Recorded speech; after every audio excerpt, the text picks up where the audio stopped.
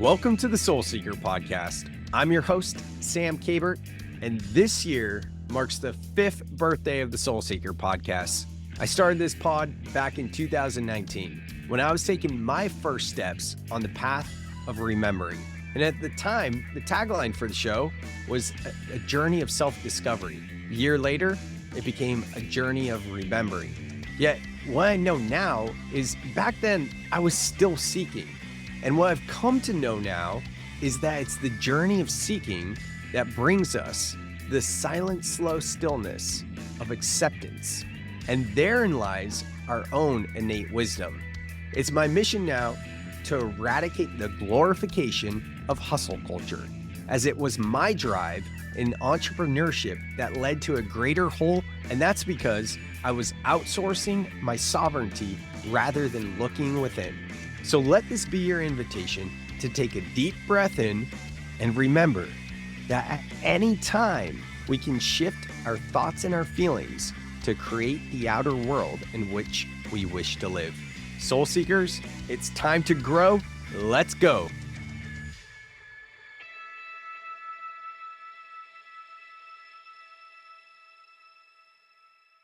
All right, this is going to be a fun podcast. Alicia Kay, Sam Kabert, here we are putting it in a pot, mixing it together with a bunch of different topics. We're putting it on both our podcasts. Alicia, this is a new one for me. I think it's a new one for you too.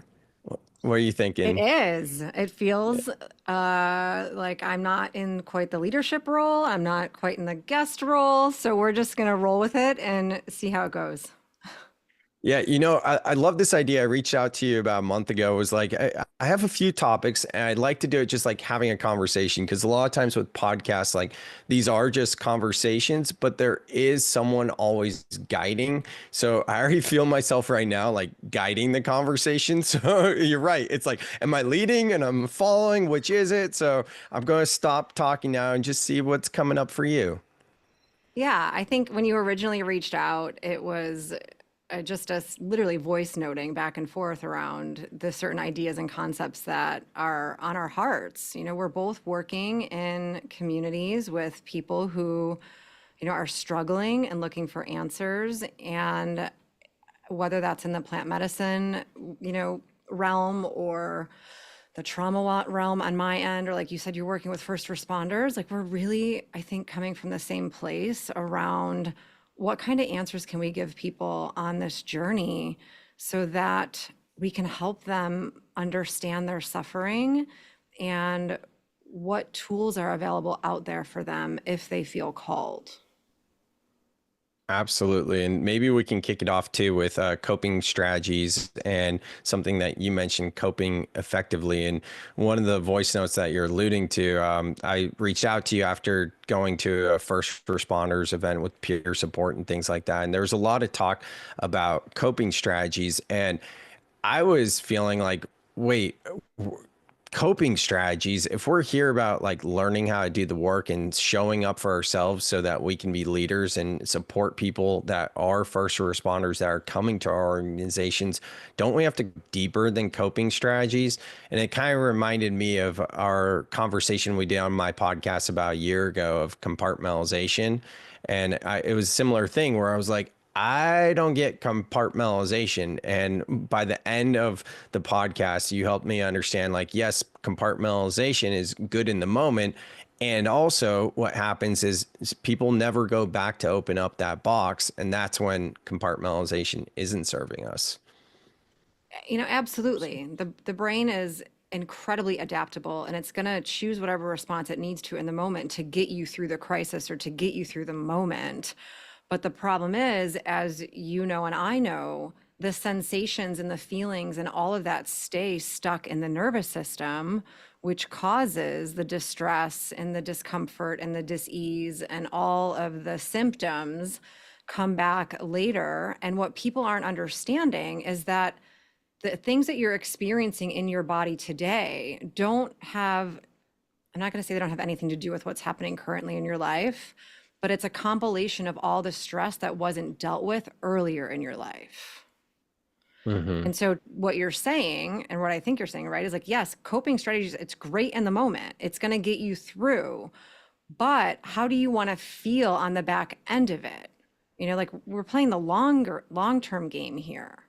And that I think is why it's so important to do the deeper work around like what your individual experience was when you're taking in all that stress as a first responder or as someone that's, you know, not even necessarily on that high level, but stress in the workplace every single day, right? It's a, I want to say a disorder, but that's not the word that's coming to me. It's a, like it's a pandemic in itself. Like stress is it's a huge killer, and it is manageable if you don't just choose to cope with it. Yeah, absolutely. And that's, how do we manage it if we are choosing to not just cope with it and go deeper? I mean, I obviously have some thoughts there as well, but wondering if there's anything that's coming up for Yeah. you.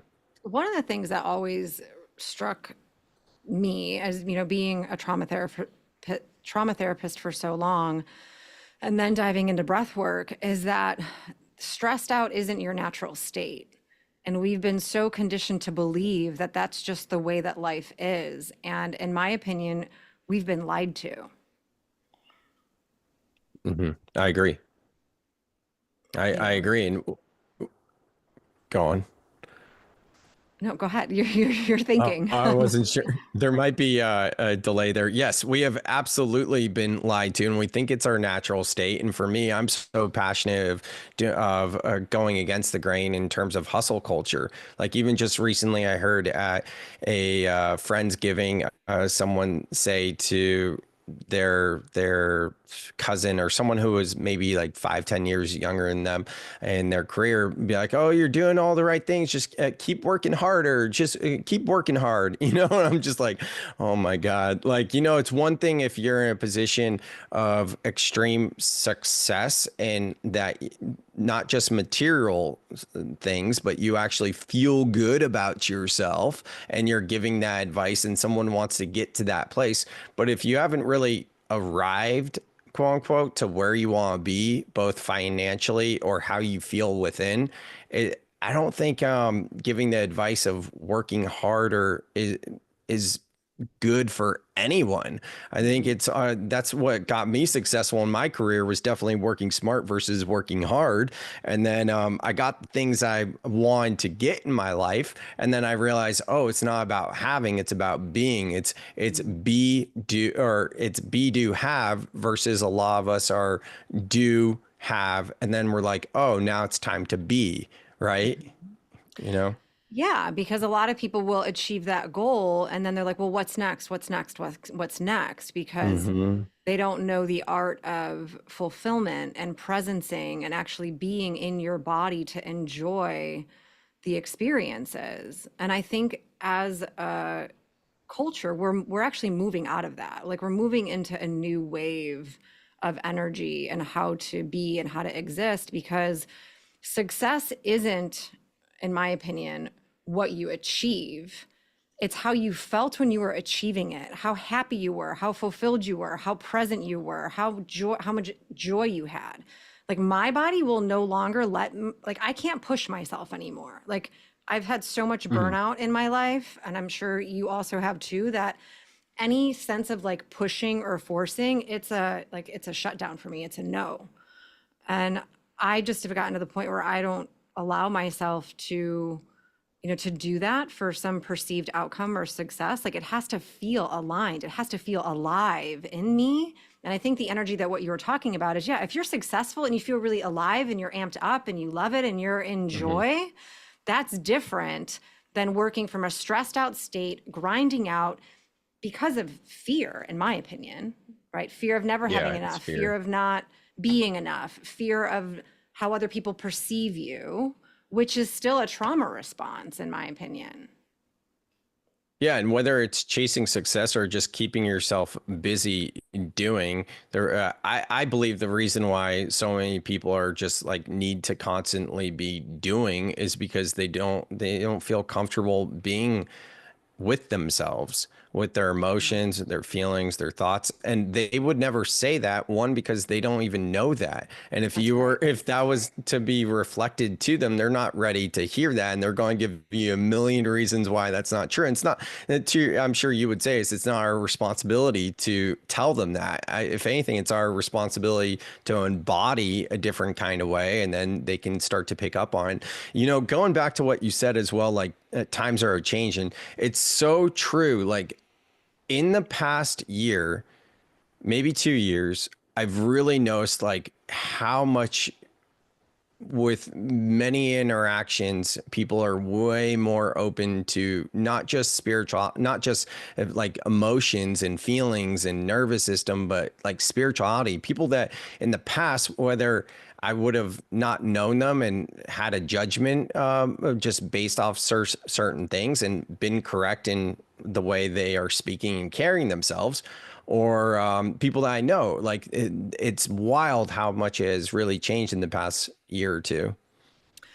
I agree. And from all of the, spiritual teachings and things I hear and mentors I've worked with along the way, and I know that men are going to cringe when I say this, but it's reattaching your feminine essence or the feminine side of your personal energy, because we all have masculine and feminine energies within us. And we've been so forced into hyper masculinity that we've lost the feeling part of it. We haven't paid attention to what our body is telling us, or like you said, like connecting emotionally or allowing that to be in the room, like was so uncomfortable before. And now it's just this organic shift that's happening within all of us, where we want that equilibrium of both energies inside. Whether you identify as masculine or feminine, it doesn't matter, because we've all been underneath the, essentially like the wounded masculine energy for centuries. And I think as the planet moves into Aquarius now, that is what is shifting, because we need both. And that to me is equilibrium. Absolutely. And that makes me think of what you were saying about burnout and like, how'd you put it? Like, Like success without fulfillment. Is that? or you're saying like you can't push yourself. What was the piece you Oh said yeah, I can't push about myself to produce. Like, and my body won't let me do that's that it? Yeah. anymore. I feel the same way, people look at me and they're like, wow, you do so much. Like I just wrote my 6th book this year. Right. And like that literally came through me. And now like when I sit down and I'm like, okay, focus and like work on a certain kind of project. If I'm coming from it from a quote unquote masculine or more, even just grounded, analytical is the word I'm looking for, like from my mind, it's not going to come out.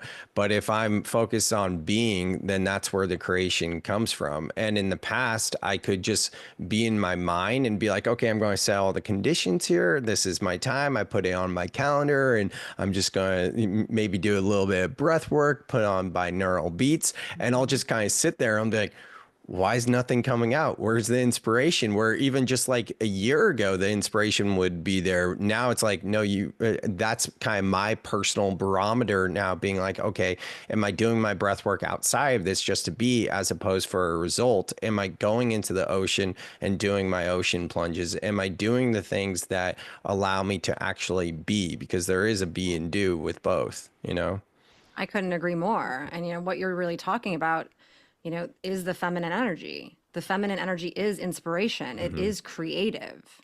That's what we birth things out of, obviously the feminine womb, but it's the creative source in us that, masculine wouldn't necessarily identify as that. But when you're moving with inspired action, what comes out of you is so much more powerful, because you can work for hours when it's like a flow state, when it wants to come out of you, versus feeling like it has to be forced. And I know that you and I are a little bit different than people who are in the workplace, right? Like if you have a boss and you're working 9 to 5 and you have a quota to make and things like that. I think that is obviously a little bit more challenging when you're not in charge of your own life and business and finances. But I do offer to people, like, are you working under pressure? Are you working under stress? Are you working to produce? Or are you working under pleasure? Are you can shift your perception at any moment. Like, how do I bring more joy into this? When I get this done, who benefits? And when you're looking at the benefit of what you're producing and how it's going to impact not only you and your family and your workplace, but your employees, and like you actually see the trickle effect, then it can actually take that stress level down a notch. And then you're working from more of a state of calm versus that like grind and stress that you were talking about.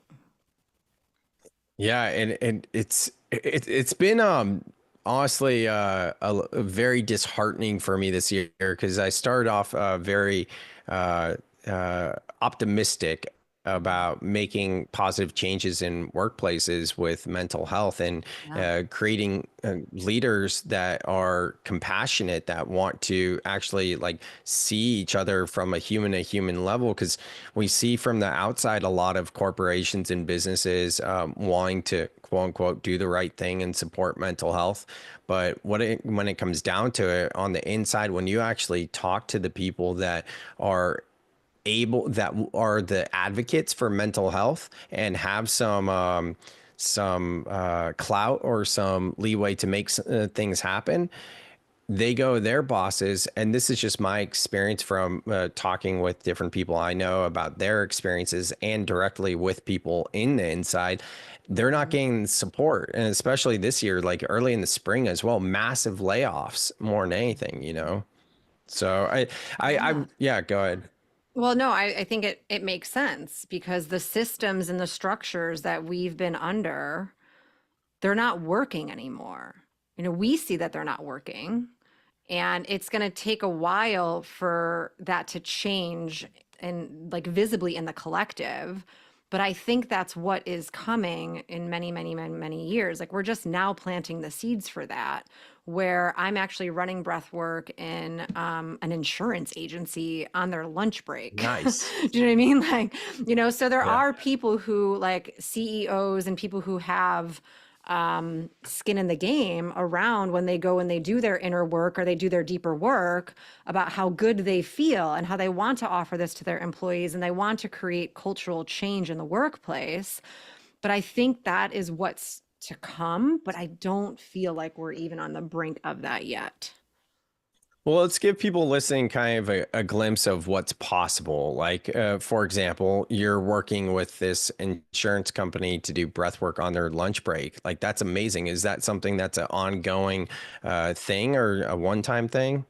Yeah, so they hired me to come in. She built, you know, it was a company that she inherited from her father that passed away, and she wanted to make it different. You know, it was a very masculine energy in the workplace, and she wanted to make it her own, but she wasn't sure how to do that. And so she decided, I'm going to turn it into a wellness center essentially for my Yeah. employees to be able to go and work out on their lunch break. She has a cold plunge, a sauna, and she's hired me to come in and do breath work once a month. And she hired someone to come in and do yoga once a month for people to just go and get like a reset and they can, you know, clear out stress because she sees the benefit of that.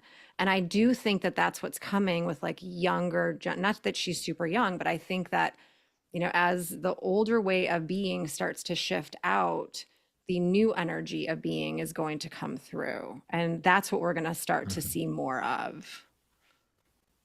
Absolutely. And there's someone else I spoke with on, I think she was on my podcast. I don't remember if it was just a Zoom call or she was probably on the pod, but she is basically like a mental health coach for a business that does, I think, like 100 million annually or something ridiculous, like a big business. I think they have cohorts that go through the program, like small little core cohorts within the organization, where she gets to teach them about spirituality, mindfulness, Wow. Enneagram, helps them to understand themselves more. And like that's the stuff that I'm really hopeful about, because that's Yeah. like the big impactful change that I'm talking about that goes like deeper than just the maintenance, because the maintenance is a great gateway and a good entry point, you know?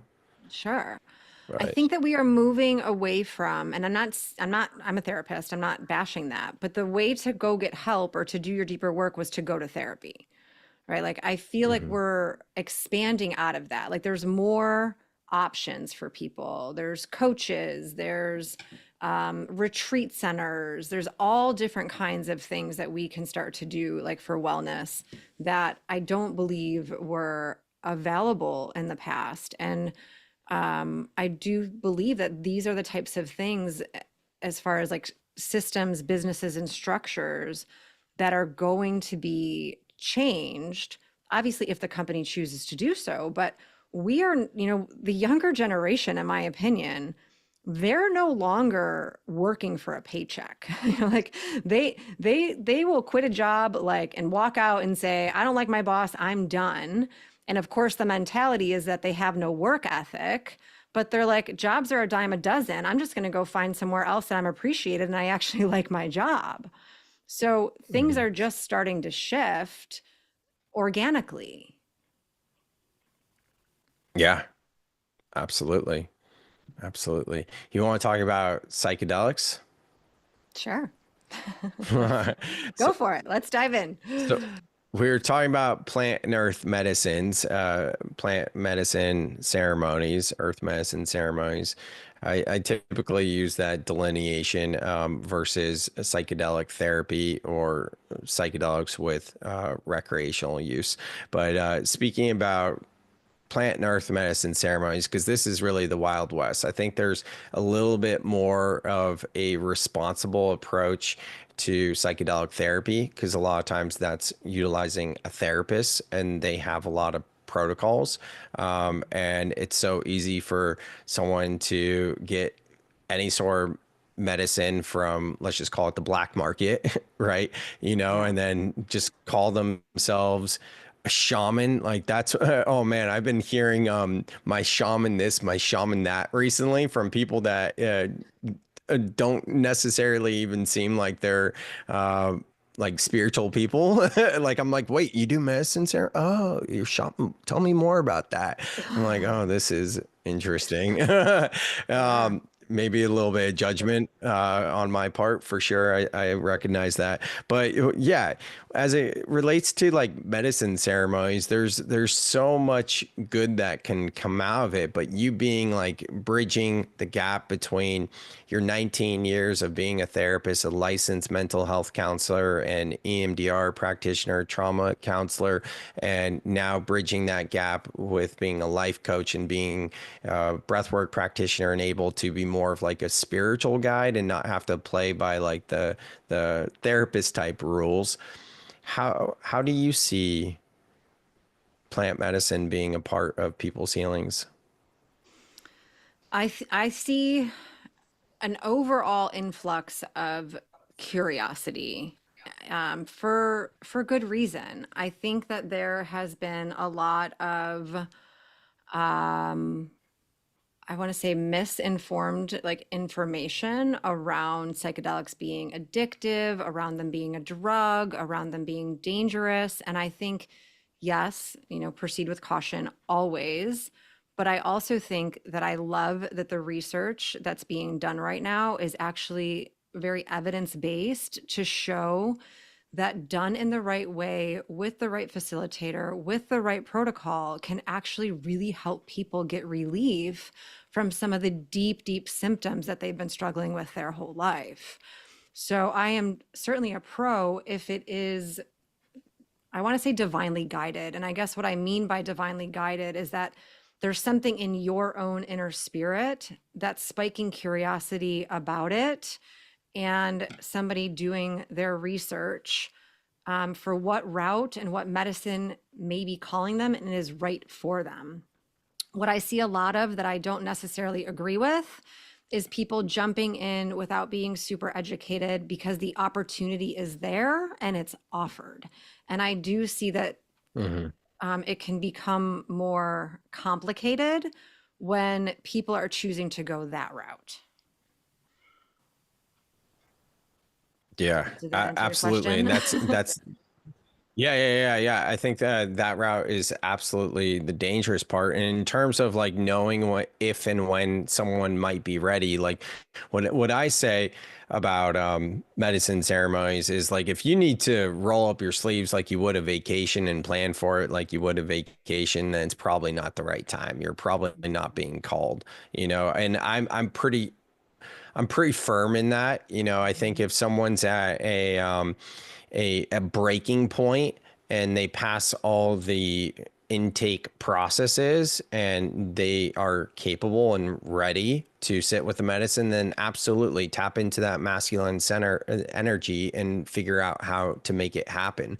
Sure. But for my own experience in my own ceremonies, I've seen the difference going into the ceremonies of being like, oh, this feels convenient versus like I'm really like looking for something and feeling it, or I am trying to make this happen. Like I've asked to be called to ayahuasca for over a year now, and it's just not coming up. And it's not like every day, like, hey, Mother Aya, like call me back to the medicine. You know, it's not like that. But every now and then, I'm like, hey, I'm ready. Like, but I'm not sitting there like, you know, in a conversation just the other day, someone brought up ayahuasca and something about it just didn't feel right to me, and I was just like, that's not the answer. But we can create these stories of being like, oh, someone brought out in conversation, it's a sign, it's a synchronicity, I'm being called. But it's also like a very common conversation now, you know. So when Absolutely. Yeah. yeah No, keep going. I was interested. I think I think right now is a very interesting time because I can see in some of the leaders in this space are just different people I've interacted with who had been working with plant and earth medicines long before me, and were kind of like, I was so eager at the time. You know, I did ayahuasca specifically for the first time almost 6 years ago now. And that was my introduction into like medicine work for healing as opposed to recreational use with psychedelics. And when you were talking earlier about the feminine and masculine, like I've very much noticed this season in me where I'm tapping back into that masculine and more into that grounded energy, because I went so far on like the feminine, the being and flow and all of that. And not that I put the masculine to the side, it's just like now it's re-emerging. And with that as well, it's really a period of a deeper integration and grounding where like I don't feel called to medicine ceremonies at all. Like even microdosing, I microdosed for the first time in maybe a month or so, a few days ago, and I was like, "Ooh, this doesn't feel right," you know. So that's I kind of mean, where I'm at with it. absolutely. Yeah, I went on a path, full disclosure, where I was, part of the community and thinking, like ego, that I needed to do that in order to connect to spirit more or to make me more spiritual or to turn my spiritual gifts on. And the truth is it actually has been the exact opposite for me, where I feel like all of my spiritual gifts are turning on, and it's not because of the plant medicine route. It's because of the deep work that I am choosing to do with myself and connecting to my guides, and like through breath work, meditation, deep journaling, dream analysis, like all the things that are available to us as well, along with the medicine. And so I bought, full disclosure, an ounce of mushrooms last summer, a whole damn ounce. And I was like, I'm going to do these all of 2024. Like, I'm going to, whatever, ego, turn my spiritual gifts on. And whenever I felt like I'm going to do it this weekend or I'm going to drop into ceremony, I can't tell you the resistance that came up in me. It was like, no, no. And every single time I was like, I don't know what it is about the mushrooms. I don't know if it's because where I got them and I don't know how they were, cultivated, or the energy that was behind them or whatever. But there was a full body F no, I don't want to do this. And so maybe like a month ago, I was talking to a friend who actually is a medicine woman, and she's like, "Well, why don't you sit with the medicine? You still have those." Like she blessed them, she cleansed them. She's like, they're good to go. Use them whenever you want them." And she's like, "Why don't you sit with the medicine and connect with your inner child that way, and see what spirit has to say about you naming your online course that I'm doing that's coming up." And I was like, "Okay, yeah, that sounds like a great idea." The day came, I cleansed my whole space, sat down, and I was like, full body no. I'm like, I don't know what it is about these, but like, it's a no for me. And the coolest thing about that story was I ended up giving them away. But that weekend, I woke up from a dream at 2 o'clock in the morning and I started journaling about what came up for me in that dream. And I connected with my inner child and I just started crying and sobbing and like really feeling what she went through when she was 12 years old and why she turned to alcohol to cope or to have a good time or to numb. And like, it was a beautiful ceremony that I organically went into just from a dream. And then 2 days later, something happened where I was like, it was just like dropped into my lap of like what I'm supposed to name my online course.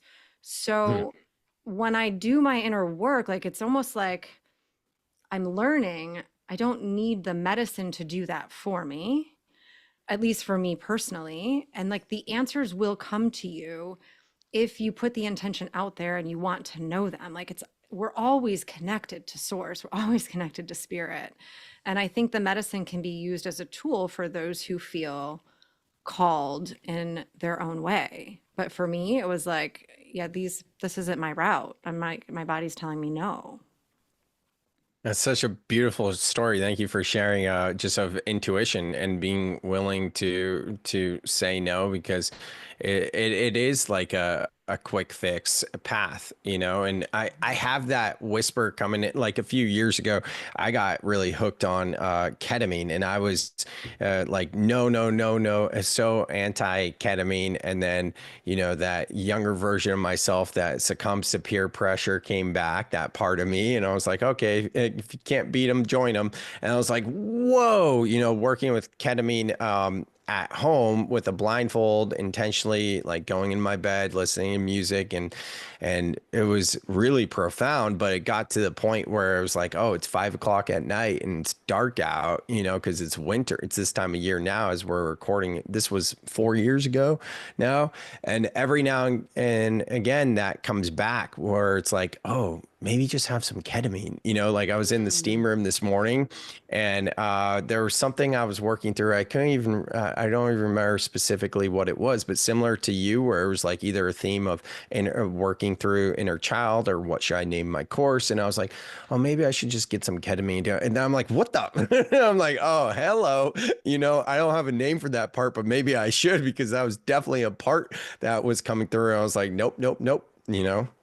Yeah, I have that. I have that too. It's like, what do I need to do to, to get this? And it's interesting. I forgot that this happened as well. As an old friend that I haven't talked to in about 4 years just sent me a random message that weekend. And this was kind of the final decision maker for me as well. And he had said, Alicia, you don't need to do anything to make yourself more spiritual. Like you already are. And I was like, what? Like, clearly like very, very, very random that came through at that time that weekend. And so I think that when we are doing that deeper work, you want to I call it spirit, like the intuition within me, like my higher self is always guiding. It's always there.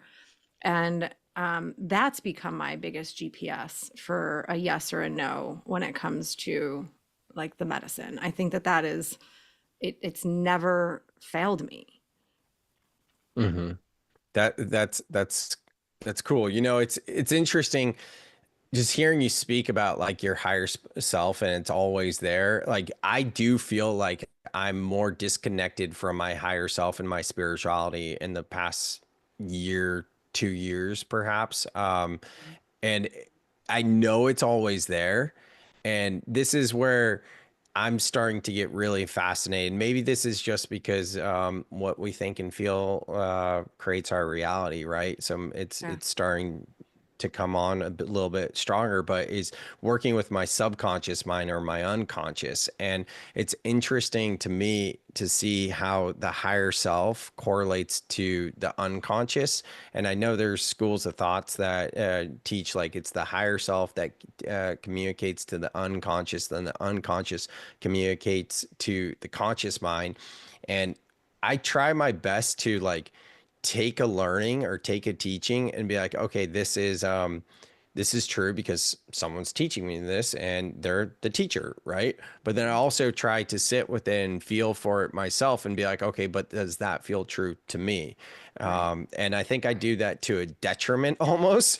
But at the same point, like you can look at so many different teachings and there's a lot of similarities in certain teachings where it's like, okay, that makes sense, that aligns. And then there's also a lot of things that contradict each other. And then you might be someone that's like me, where you believe in certain things, where it's like, oh, I believe in this and I believe in that. And those two things actually contradict each other. And I'm like, well, okay, what do I believe in? Like, is that something you kind of work with too? Yeah, someone actually told me, I think it was Jared from our community, and it was in a meditation. And he's like, your higher self is you right now. Like, it's not a being that's outside of you. Like, it is you. It's always accessible within you. And when I think of it in the way of there's always been a part of me that has been leading my path, that's how I relate to my higher self. Like, it's pulling me or it's guiding me intuitively. And I've become so, well, one, to answer your question, if something isn't resonating with me and it's like there's a resistance to what someone is teaching or what someone is saying, I have to go back and look at that because I feel like I live by the premise if it's happening to me, then it's happening for me. And I do have to go back and Mhm. evaluate whether or not I agree with what was said and if it's my ego resisting it because it doesn't want me to change, or if it's like literally like a gut no for me, then I feel like that has to be my answer. Like, I'm not going to force myself or push myself to do something or to believe something that doesn't resonate with me, because that's that person's path, but that doesn't necessarily mean that that is mine. Mhm. Yeah, that's an interesting because I have the same process almost. First looking at that resistance and be like, oh, is this a teaching moment here for me to learn something? And then you can get or I can get so stuck in that, going back and forth, and that's why it's so important to be able to distinguish between the different thought forms or voices or parts of ourselves and discernment and intuition. And it's an art, right? When you say someone who teaches this stuff. Yeah. Absolutely. Yeah, I think it is, the human psyche is so complicated, with Hmm. how we see things and how we interpret things. And I think because you and I are the type of people, and most people who are listening to us are the type of people that like to do that inner work and like to have answers. But I think where we get in, I don't even want to say trouble, because I don't believe that any path is led like the wrong path. Like, we just learn, right? It's like, oh, well, maybe I shouldn't have learned that, or maybe I shouldn't have taken that in, or maybe this isn't where I want to go. And we always have the opportunity to course correct. But I think where things have gone astray is when people take other people's advice or teachings as God, essentially, or like above their own, where they like put that other person Yeah. on a They pedestal and outsource. themselves in a Yeah. pit, and then they don't trust their own guidance or their own inner voice. I think one that, just to bring a real life example to this, and this is for sure me being a little bit vulnerable here, but I recently did an NLP, neuro linguistic programming master practitioner training. It was I remember you were from doing like that. Oh yeah, we didn't even talk about that. That was from 10 a.m. to 8 p.m. for 14 days with 1 day off, but 7 days of training, 1 day off, 7 days. And I was sitting there being like, oh my God, this is amazing. This is so much fun. And it was incredible. The energy was really high. It was a lot of great lessons, a lot of great new exercises and tools. And I remember being there, being like, if this could be every day of my life, just like learning this stuff, like I would be so happy. And even my language right there, if then I would be. And that's something I'm working on, right? But what's coming up is, and the reason why I say this is vulnerable, because I don't want to seem like I'm bashing something they taught, because I very much loved the training. I thought it was incredible, and I love NLP. Dr. Matt and his team, they're absolutely incredible. One of the things they teach is that the higher self communicates with the unconscious mind, and the unconscious mind communicates with the conscious mind.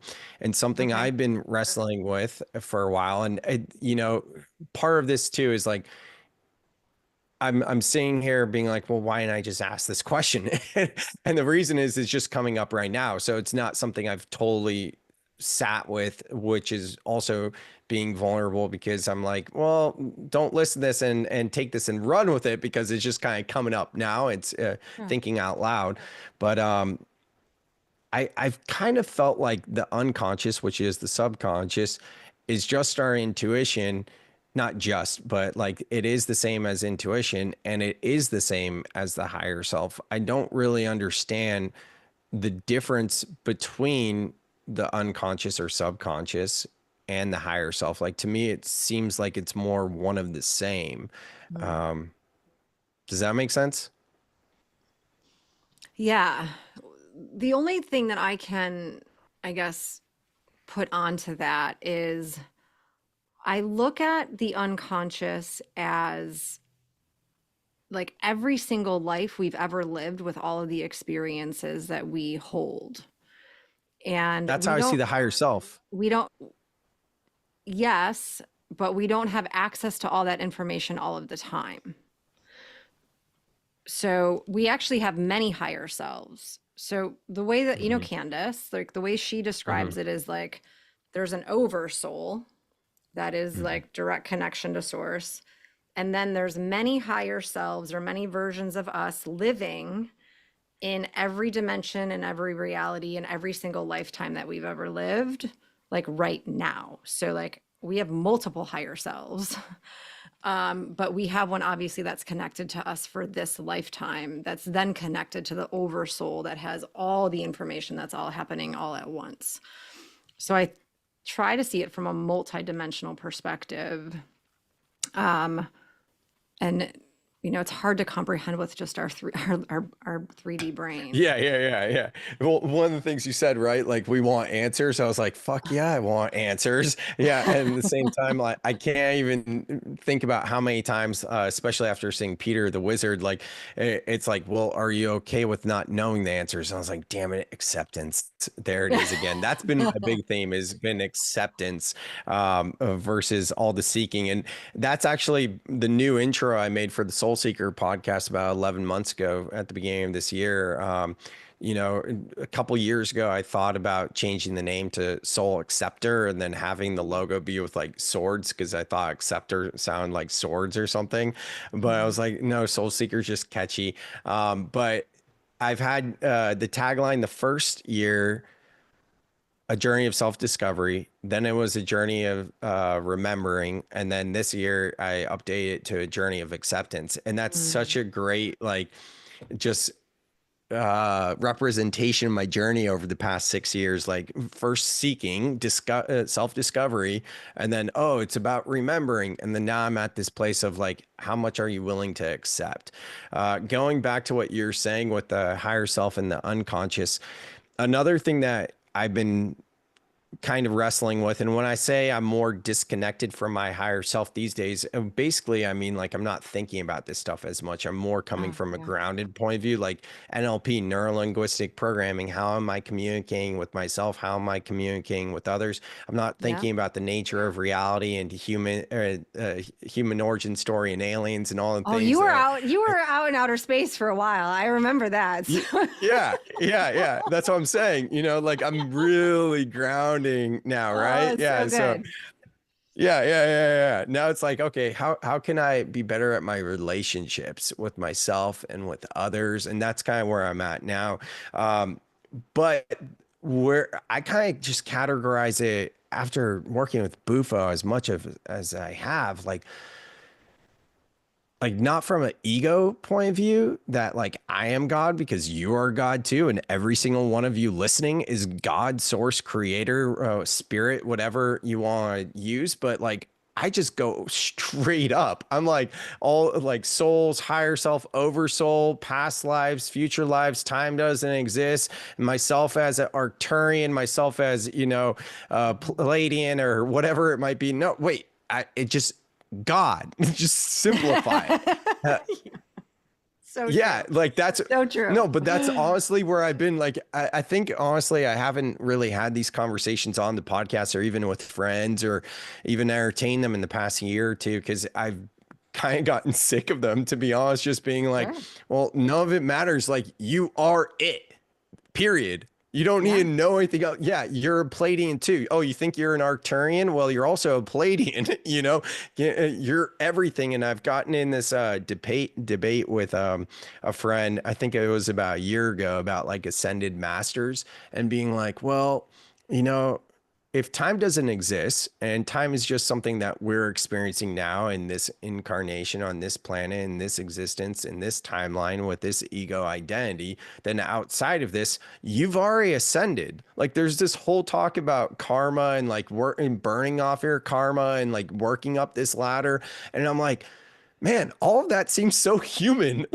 Like that Yeah. doesn't make sense to me because outside of this, you already did it.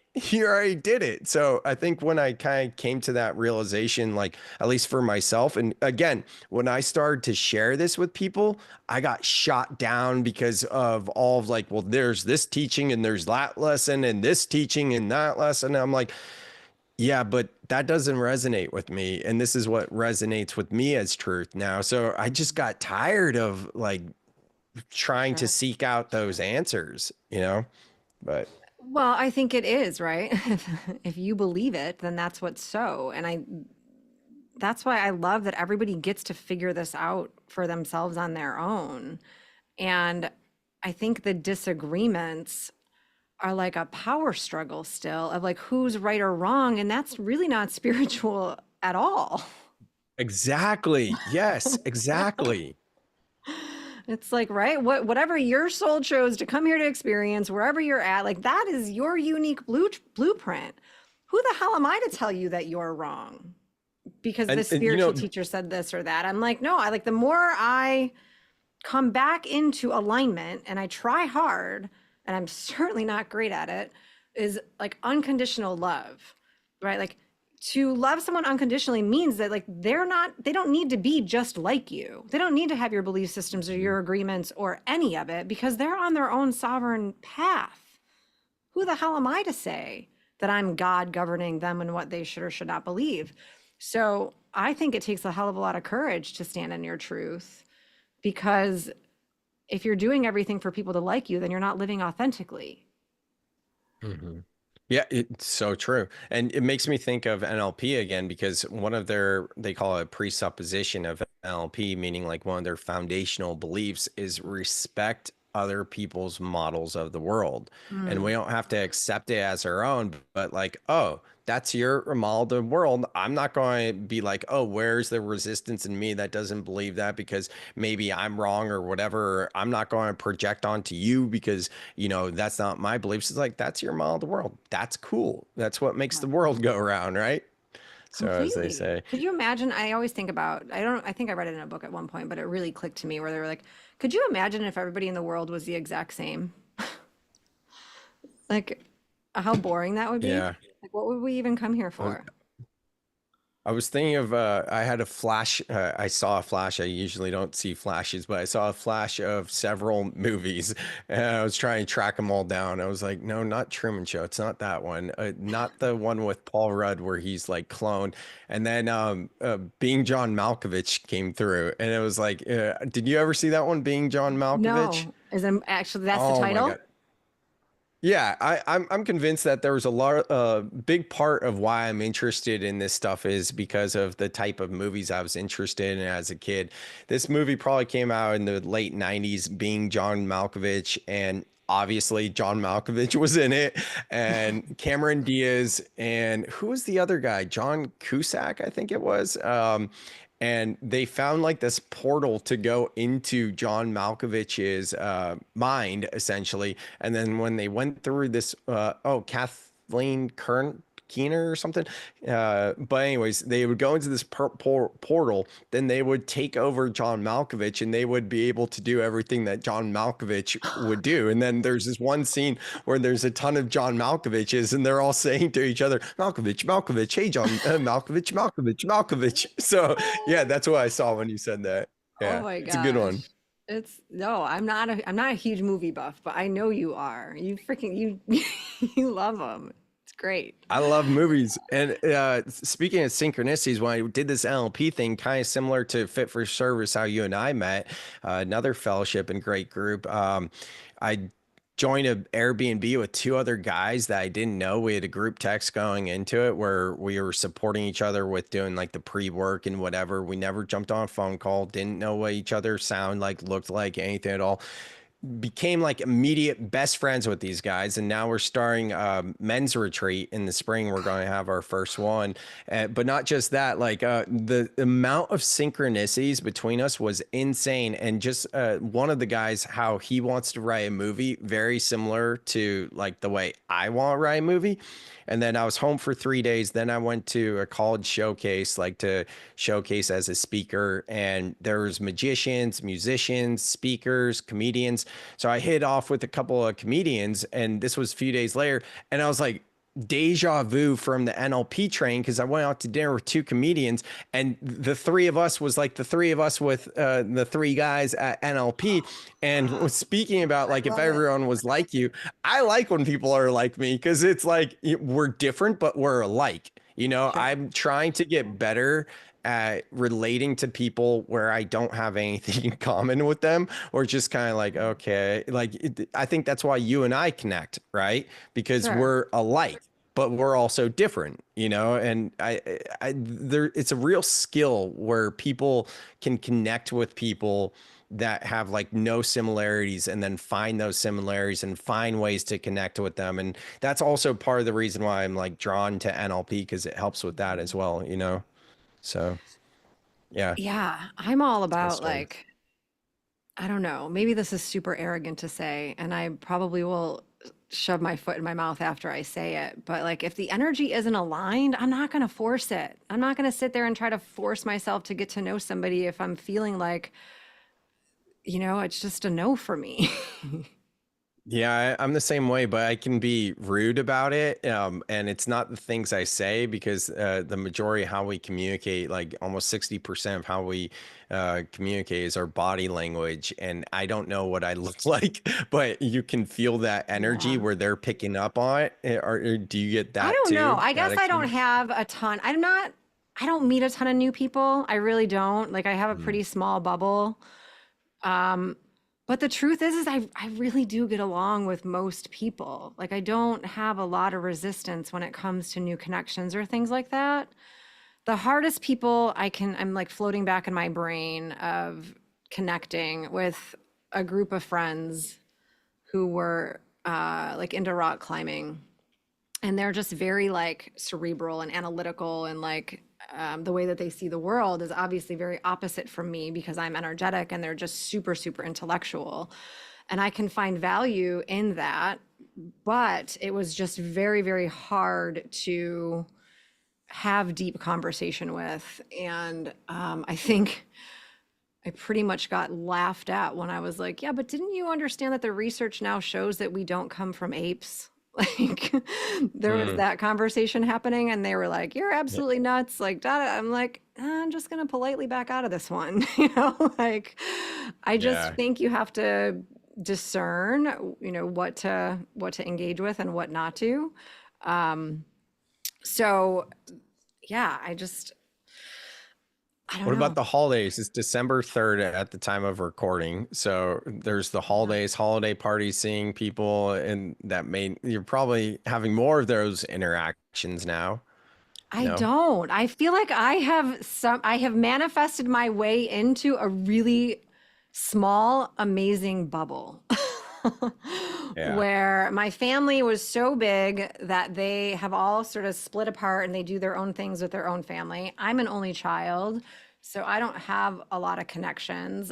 I don't have a spouse. Like I don't have the commitments that people do around the holidays. It's literally me and my son, and I get to go where I want to go or be who I want to be with. So I'm very blessed in that way, but I do know that there are people that like dread the holidays because they got to be around certain people or certain energies that just don't resonate with them. And I stopped. I made a commitment to myself a long time ago that I'm not going to force myself to do things that it's just a full body no for me, even if it is Oh, the for holidays. sure. Yeah, I'm the same way. I'm the same way. I mean, I don't have anything really right now. It's pretty much just me. So, direct family, small family, not much, and not a big friend circle out here either. So it's very similar for me. I think it's more in the travels I do, interacting with people or whatever. Um, I forgot my train of thought though. But anyways, we've been going for about an hour or so, and we've touched on a lot of interesting topics. Anything else that you feel might be interesting to cover? I think we covered it all and more. As we Yeah, do, like it's funny. You and I were like, "Well, what are we really going to talk about? What's going to be there?" But the minute that you and I just start talking, it's easy. yeah, it is easy. And that's why I like doing these pods with you. We've done so many now. We've done 6 of mine for the Overcome series. And then you've been on my podcast outside of that maybe like 3 times. This might be the Yeah, 4th one.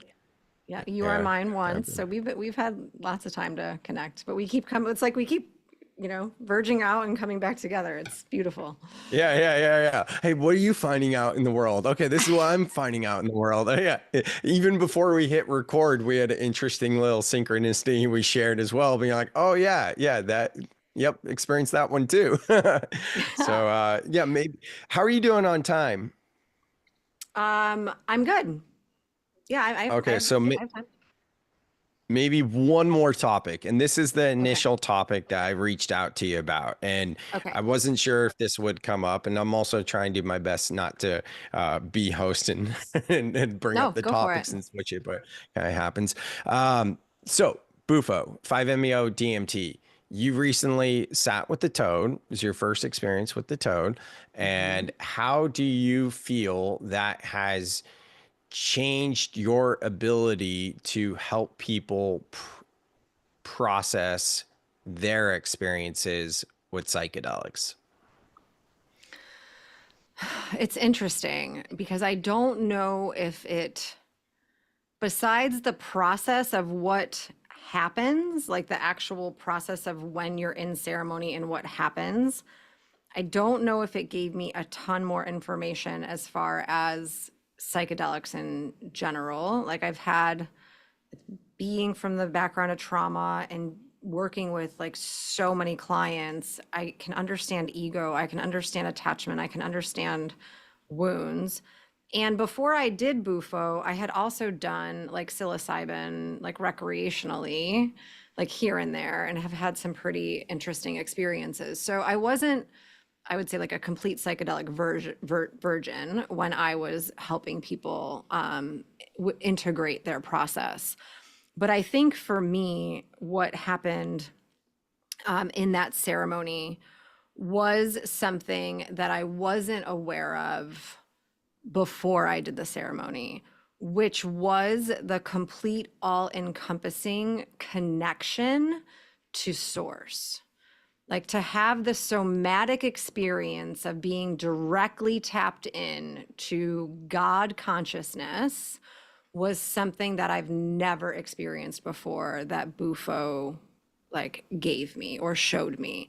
And so all that did was give me more of a like an energetic blueprint of what that energy is, and that's always we're surrounded by and connected to. So with that, it just solidified my belief even more than it was before I did the ceremony. And how, yeah, go ahead, keep going. Well, back to the resistance. I was one of those people that was like, I remember reading your book and you had talked about it. And I felt like an intuitive ping of like, oh, that medicine, maybe. Like if I was ever going to do a psychedelic journey or ceremony, maybe that's the one. And it was just a point of interest for me. And then it came into my field a couple other times and I was like, oh, isn't that interesting? And then it was I would say, I don't want to say an opportunity, but I went to the Fit for Service unofficial meetup for Easter weekend. And one of the facilitators was offering Bufo at the end of that weekend. And I had Very important delineation here that it was unofficial. Right. Unofficial. Yeah. It had nothing to do with Fit for Service. It had nothing to do with the event. It was completely someone that was there that offered to do this completely separate, off the grounds, no affiliation whatsoever. But she was a friend of mine, and she's a very, very, very experienced plant medicine woman. She's an ayahuasca doula. She does lots of dietas. She's studied with like tons of shamans in Peru. Like, I trust her with my life. And I just knew that if I was ever going to do a plant medicine ceremony, I would want her to be my first facilitator because of how safe I felt with her. And immediately when I said yes to her, I was like, I feel like I'm supposed to do this. I'm going to say yes. I had so much resistance. I was like, nope, I'm not doing it. Like, wait a minute. Like, actually, a different friend was like, you're going to do that for your first one. Are you nuts? Have you watched YouTube videos? Like, do you even know what you're getting into? Had that person done it? He's done like many, many, many, many, many ceremonies. And interesting. So I obviously was caught off guard because for someone that was like a seasoned person with the medicine telling me that I don't think that should be your first one, I obviously got concerned. And so I had called my friend and I told her, you know what, maybe this isn't for me. And so I backed out. But this is how I knew spirit was working on me, or like the medicine. I knew the medicine was calling me because it was the day before. And I was on an hour-long car ride with a very good friend of mine, Amy. Our kids were in the back. They were singing. We were going to the beach. It was beautiful. And she was saying that she was really excited to do the ceremony tomorrow. And I was like, really? Why is that? And so she told me the beautiful experience that she had with the medicine and how she was really excited to dive in again because it was such a profound shift for her. And as she's telling her story and everything that was happening with her, my whole body just kept getting goosebumps and lighting up. And like, I really felt like my spirit guides were saying, you need to do this. And so when I just asked, like, I'm supposed to do this, aren't I? My whole body just lit up and I just knew source was pulling me. And I knew it was supposed to be a yes. And was there some resistance? Sure. But when I get that type of a confirmation, I know that I'm not going to back out. So I set an intention. I did like the fast for the rest of the 24 hours. Like, I was very clear. I was surrounded by 6 of my best friends that I trust with my life. And it was one of the most beautiful and powerful ceremonies that I was able to experience. And I'm so glad that I said yes. Not everybody has it that way though. That's an amazing recap of like being called. Yeah. Clearly. Yeah. It literally called me. And so that's just how I knew. So now with that experience and your 20 years of supporting people and being certified as a therapist, as well as a breathwork practitioner and, a life coach as well, how would you say And this is not a case to case basis. This is just generally speaking, people could integrate Bufo best. Mm.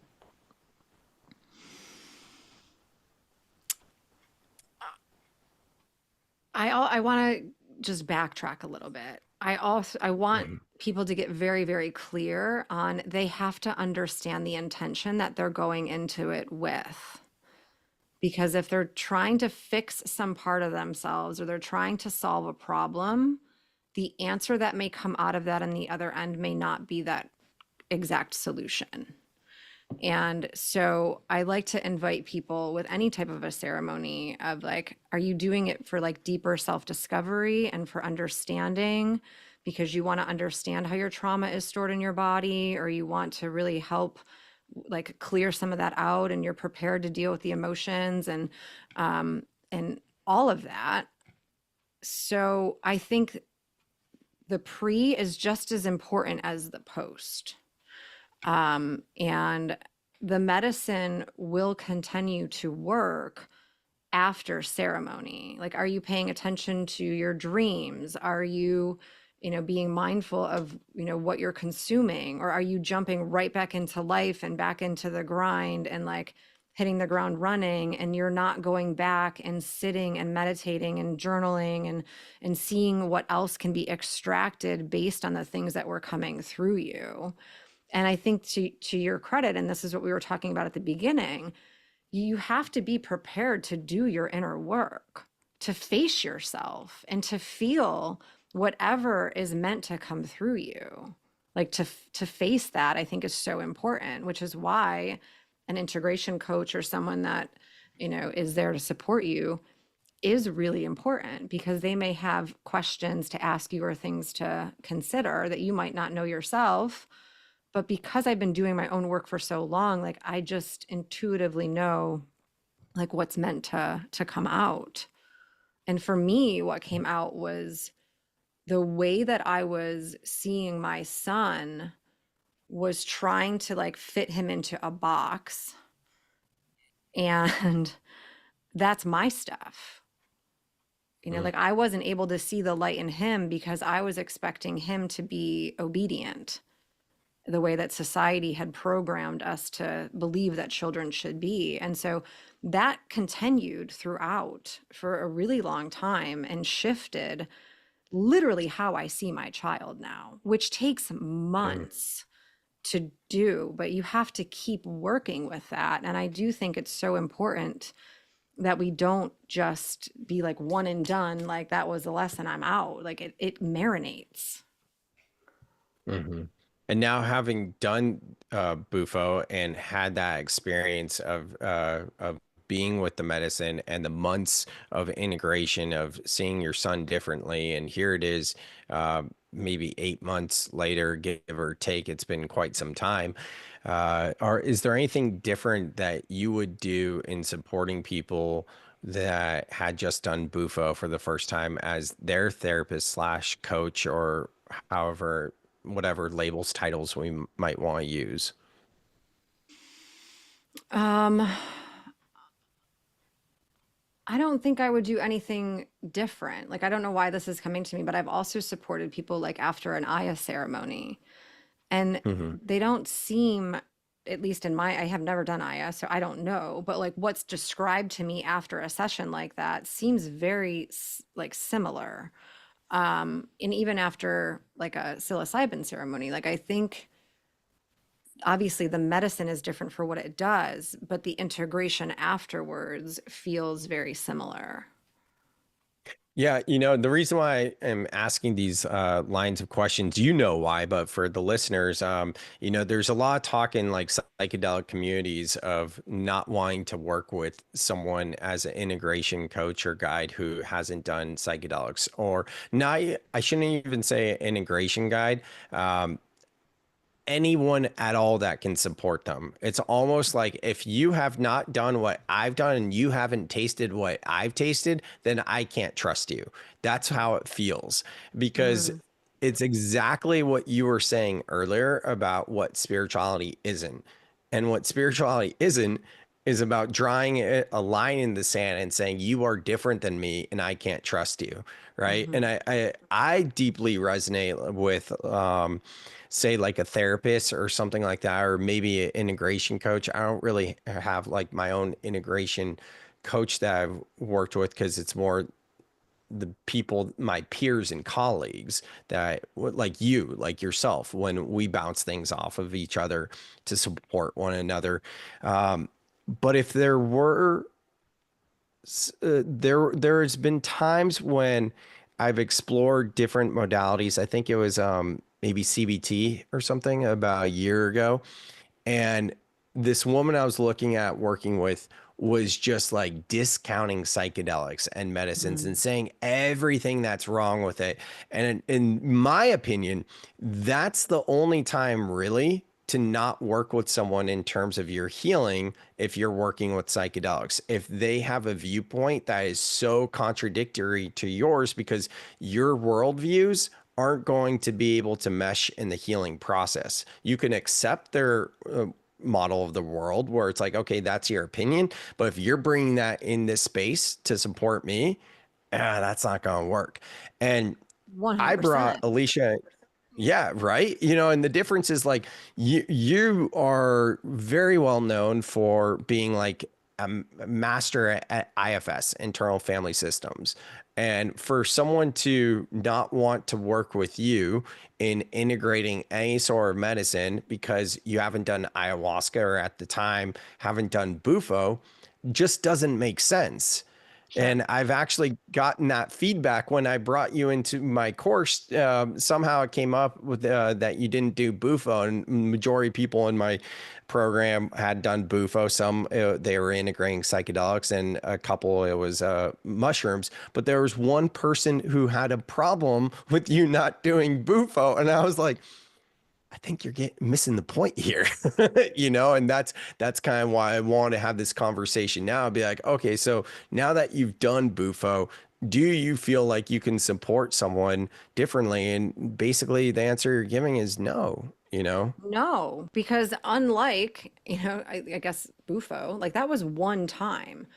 I have thousands and thousands of hours working with people on an individual level, analyzing their psyche and their unconscious traumas and feelings and beliefs. And the only thing I would say that I'm not super well versed in would be how spirit speaks in like symbols, right? Like if you were to say like this symbol came up in my ceremony, I wouldn't be able to say this is what spirit's trying to communicate to you. But what I do know, because I have enough spiritual awareness, is that spirit speaks to you in the way that spirit knows you're going to be able to interpret that. So I help people interpret what spirit's trying to tell them, not based on some book or some other ceremony. I help them navigate their own individual journey for what they need to understand with what's being communicated through the medicine to them. And that's beautiful. And I think the worst kind of coaches out there are saying, hey, this is what it is. Let me just tell you what it is for you, because they're just projecting from their model of the world, their lens.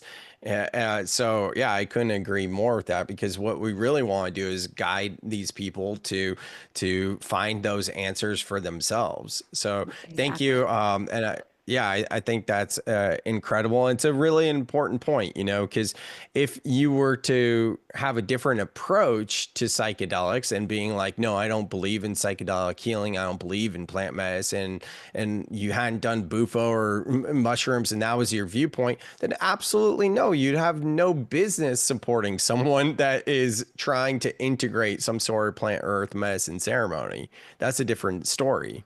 Yeah. I mean, I believe in sovereignty. It's like self-governing. I've had clients that come in and randomly they're like, oh, I started microdosing on mushrooms. I'm feeling like this, this, and this. And I'm like, oh, okay, well, that's your choice. You know what I mean? Like whatever you do outside a session, I'm here to help you understand yourself better. That's my ultimate goal. I don't have an agenda. I want you to know you. And that's the agenda, right? If you were to have one. Yeah. Yes, I do have an agenda. Know thyself. Yeah, exactly. My agenda is for you to be able to not need me, you know? Exactly. Exactly. Yeah. I like hallelujah. Like, yes. Yeah. And that is the difficult part of being in this space, but because we do have a job and it's a livelihood as well, right? And that's at least for me, like I look at that and being like, I'm never going to want, I want someone to not have to work with me, right? Versus them keep coming back because then it's not working. And then that's where my own fears and scarcities come in because I'm like, oh man, that means I need to be prospecting, I need to be marketing. And my previous business of selling swag, branded merchandise, so much easier. People were always buying goods, but that didn't resonate because of consumerism and materialism anymore. And I was like, I don't want to be a part of that game. I Yeah. want to be a part of something more. So anyways, this feels like it's getting complete, but I'm not the host here. So I'm going to turn it over to you. Yeah, no, I think it is complete. And I think it, like you said before, it's acceptance, it's surrender, it's trust. And, I I guess I would rather have people sit with their journal and like reflect within themselves than try to get help from someone that isn't willing to hear Mhm. them or support them. True.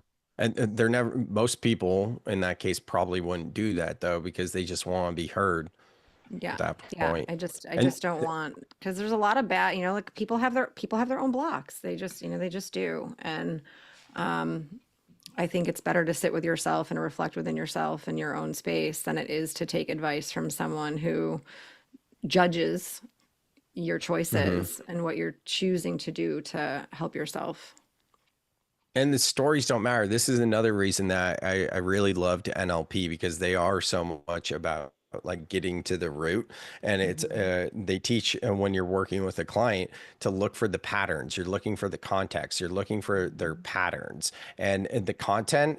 There's a certain way that we can. And I've always naturally felt like I've been pretty good at this, like guiding a conversation when I'm working with a client to not be rude, so that I'm not interested in the content, meaning their stories, but being like, okay, that's just content. I don't need to know all that. And this isn't talk therapy. I'm not just letting you put this all out there. I'm asking specific questions, looking for specific things, not to judge you, but to understand how your subconscious and your conscious mind are working together.